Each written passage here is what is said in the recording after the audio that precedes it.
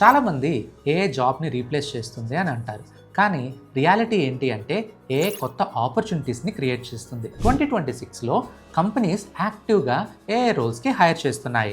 And interesting part ఏంటి అంటే ఈ రోల్స్కి పిహెచ్డి లేదా డీప్ రీసెర్చ్ లాంటి బ్యాక్గ్రౌండ్ అవసరం లేదు. బేసిక్గా data analytics, full stock, testing లాంటి కోర్ స్కిల్స్కి ఏ నాలెడ్జ్ యాడ్ చేస్తే చాలు. ఇప్పుడు రియల్గా డిమాండ్లో ఉన్న 6 ఏ రోల్స్ గురించి క్లియర్గా చూద్దాం. మిస్ అవ్వకుండా వీడియోని ఎండ్ వరకు చూడండి. First, AI data analyst. ఇది ట్రెడిషనల్ అనలిటిక్స్కి ఏ యాడ్ అయిన రోల్.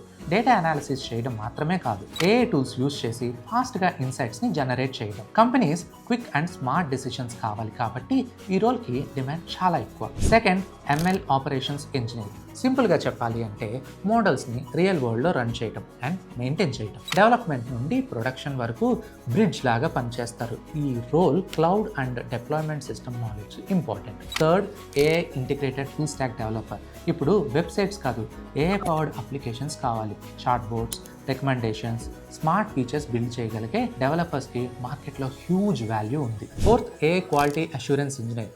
ఏ ప్రొడక్ట్స్ని టెస్ట్ చేయటం సింపుల్ టెస్టింగ్ కాదు, యాక్యురసీ, బయాస్, పర్ఫార్మెన్స్ అన్నీ చెక్ చేయాలి. టెస్టింగ్ ప్లస్ ఏ అండర్స్టాండింగ్ కలిసి ఈ రోల్స్ని స్ట్రాంగ్ డిమాండ్లో పెట్టాయి. Fifth, prompt engineer.